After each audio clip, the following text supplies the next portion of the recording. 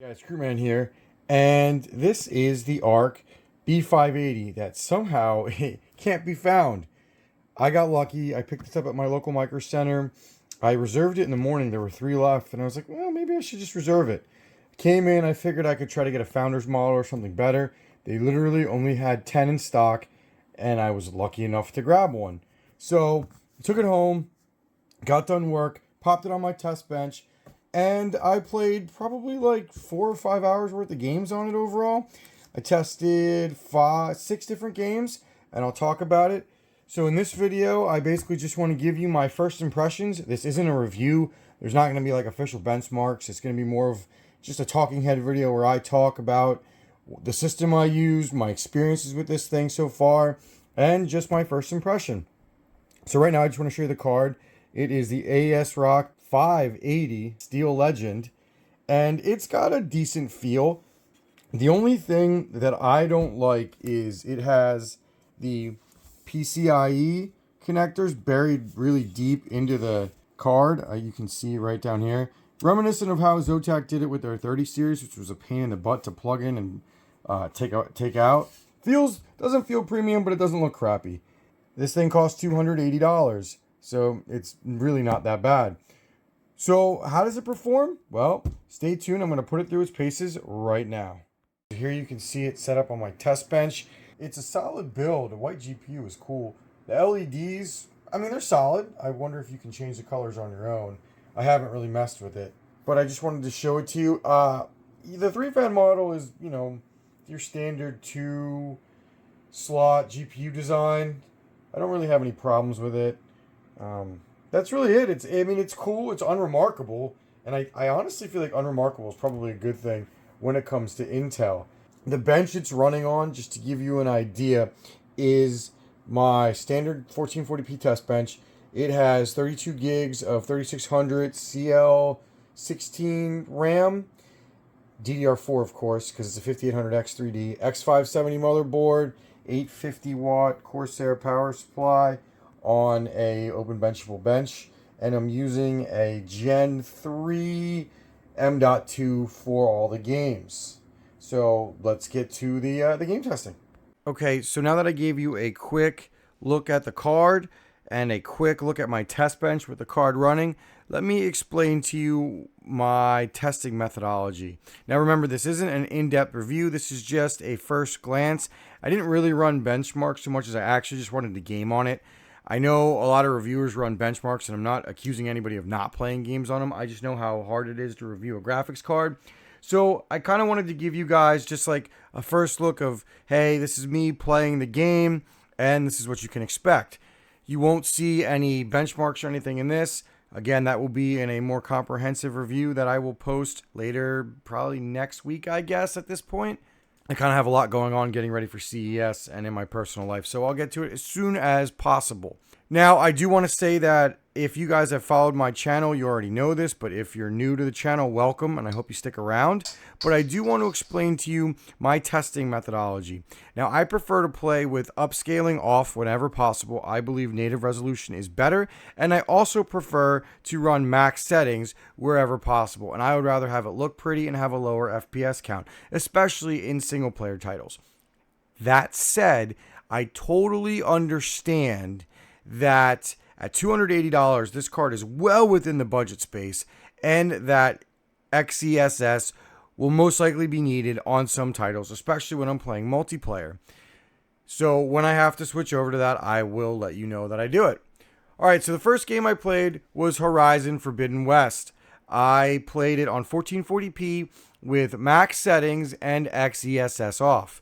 I got about 41 FPS, and the game looked beautiful, and I played it probably for like an hour. I kind of lost track of time as I'm already playing the game anyway, and I was like, I guess I gotta stop playing this now. Anyway, there were no issues, no lag spikes, no nothing. The Intel drivers worked great on this game, and I was pretty surprised I was able to get as high settings as I did, because this is kind of a graphically demanding game as far as single player games go. It's not Cyberpunk, but it is pretty demanding.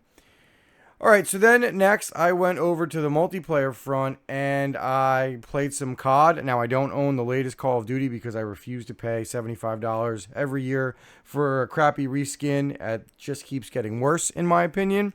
So Modern Warfare 3 will get the job done. I played first with I tried max settings with upscaling off, the same thing I normally run on my test bench when I was testing the 3090 and the 4070 Super, and it crippled this card. I actually kind of forgot that it is a mid-range budget card in my excitement. I got about 44 FPS, so not good. So I dropped the settings from extreme down to balance presets. I got 60 FPS. Not good in a multiplayer game. So I went and put XCSS on, balanced.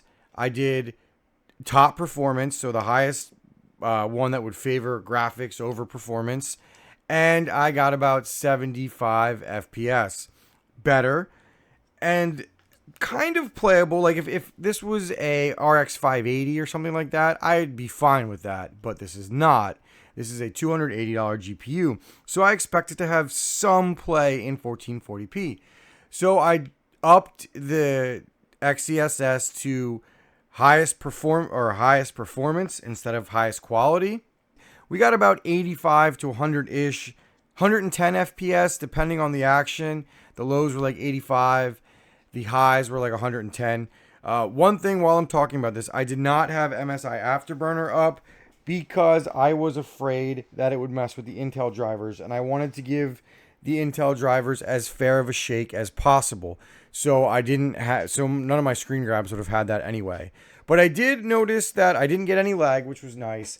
And when I got into some long-range sniper battles in hardcore, and I didn't have a problem seeing far away, as in the draw distance was pretty good. So overall, I was pretty happy with it. Played on a fast-paced map after that, like a shipment-style map, and I did fine. Any bad performance in the game was due to me just sucking at the game because I don't play it anymore, and not necessarily the graphics card having any issues. So overall, it was not bad. I was actually pretty impressed. And again, I had no issues with the Intel drivers. So that's, I played a decently upper tier AAA title on single player, and I played an esports style game on multiplayer. And so far, so good, especially considering I spent under $300. And you'll see that'll be a recurring theme in my first impressions. All right, so next I went and played Cyberpunk 2077. I wanted to see how the ray tracing cores were. I wanted to push this thing to the limit and see what it could do. All right, so I used my standard stock 1440p test settings. So I had upscaling off, ray tracing to medium, and everything else at high, and it was crippled. I was getting like 20 to 21 FPS. Kind of shot me back down to earth, reminded me that this is technically still a budget card. So then I ran the Intel XeSS upscaling and I put it on quality and ultra quality, actually, because I wanted it to look the prettiest. With everything else the same, ray tracing medium, high crowd density, etc., high settings. I got about 45 FPS, which is pretty good.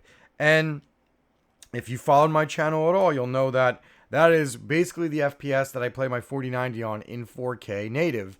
So I was pretty happy with it. Now I went and actually played the game because I wanted to go deep into Night City and see if I would see any lag or anything. And I did not. I actually went to some of the most densest areas of Night City, close to Arasaka Plaza and some of the other downtown areas. I shot up the crowd to get the crowd to run in all directions, and I didn't have any performance loss at all. Basically hovered between 40 and 45 FPS. I was quite impressed. I played this for maybe 30 minutes. Didn't see any issues. So I was going to try Alan Wake, but I figured I would basically get somewhere similar to Cyberpunk 2077, probably like 39 to 40 FPS with upscaling on and dialing back the settings. So I wanted to go to a game that is notoriously CPU limited that just actually released a new expansion. So I went to Helldivers 2. I tried, upscaling off at high settings like I normally do, and I got crippled. I was at like 25 FPS, which wasn't really playable. So I put upscaling on. Now it doesn't denote Intel, AMD, or anything like it. I don't know if it uses its own native upscaling software or not, but when I put upscaling on, I lagged a tiny bit, a little bit more than a tiny bit. Now, I don't know if that's just because maybe since these drivers are new, they're not fully optimized for Helldivers. I mean, I wouldn't blame them for it, although Helldivers is a pretty popular game. So I was able to play it, but I did have some problems. No crashing, but some lag. Now, again, I don't know if that's just because I was playing the Illuminati on day 2 and maybe they have bugs to work out, or maybe there's an issue with the way they implement upscaling. But I did have some performance lag, and it kind of affected the performance. I was getting a little tired, so I didn't push it any further. I will do another deep dive into Helldivers when I do my review. But there's definitely something going on there. Again, I don't know if it's the drivers or the game itself, but I tend to think that maybe it was the game itself, because I had no issues on the other games I played. Literally nothing. Like, it was a flawless play experience. So overall, my opening thoughts are that this thing is a lot better than I thought it would be. The reviews I've seen so far, which are Gamers Nexus, Jay's 2 cents, and Hardware Unboxed, honestly feel spot on to the performance that I got. Now, I didn't see anybody testing Helldivers. Now, I didn't watch all the reviews like perfectly. I was doing other things, kind of had them on the background. So maybe they did. But that was, like I said, that was the only game I noticed any issues with. But considering that this thing was $280, first of all, it kills the 4060 and the 4060 Ti dead in the water. Literally, don't buy them. There's no reason to. They're dead. I'd much rather get this, and I will be doing a budget build or two with the B580 as the centerpiece eventually. We'll get to that. Maybe after CES or maybe before, I don't know. Now, I understand that it's not in stock, and I made a video on it yesterday, a quick off the cuff, but do not pay scalp prices for this thing. This thing is not worth $400. If they overpriced this thing, it would have been dead in the water. Intel was smart enough to realize the performance they had, and they priced it accordingly, which Nvidia and AMD could take a lesson on. And that's kind of like my biggest first impression. Like, I remember hearing so much bad stuff about the last generation Arcs. You're not hearing that from this one. Now we have a three horse race at the low end of the GPU pool. And honestly, for buying a new GPU, I think this is what I would recommend. Now, we have to wait for prices or we have to wait for stock to come back. But once stock normalizes on this thing, I definitely think this will be my budget recommendation of choice for now. Now, you guys know that CES is less than a month away, and we're going to hear about the 50 series and RDNA 4. So maybe that changes everything, but we can only go off of what we see in front of us. And if you bought an Intel Arc today, if you are one of the few, because apparently this was a paper launch GPU. I don't know anybody else who got one. But if you were able to acquire one of these, you should not feel upset about getting one to game on. Honestly, it's been a pretty good experience so far. And I think that's just the most exciting thing is, for so many people, when you want to buy new, when you don't want to buy used, now we all know used is better value, but if you just want to buy new and you don't trust used, you basically had to spend like $300-ish on an RX 7600. Now, the price looks like it's gone down to about what the Arc costs, but I definitely think the Arc is better. Now, I've used the 7600. Guys, I really do feel like the Arc is better. Now, I admit maybe there's recency bias there. I didn't like the price back then, and I don't know. It just feels okay. Now, I didn't test the Arc in 1080p because I feel like it would just do what I needed to do, like the 7600 or the 4060 would have done. But yeah, guys, it feels better than the alternatives, which Nvidia wasn't really a viable alternative because it was just so expensive. So you basically had like the 3050, which is a piece of garbage, and the RX 7600, which is okay. But now I think the Arc 580 is going to probably take over. Now we'll see if they can get stock normalized, but that's a problem for another day. So this was my first look. So far, I'm very, very impressed by it, and I plan on doing a lot more gaming on it. Probably nothing in 1080p, just going to stick to 1440 because that's where I want to push it. But like The fact that you could buy a pretty solid 1440p GPU for that price is pretty impressive. I'll definitely be comparing this to older models too, like the 2080 Ti, the RX 5700 XT, and even the 6700 XT. I've got a lot of comparison videos I want to do in the future. But that's it for now. I hope you like this content, and if you want to see more Intel Arc content, come hang out with me. We're going to put this thing through its paces, probably, do a few videos over the next few weeks.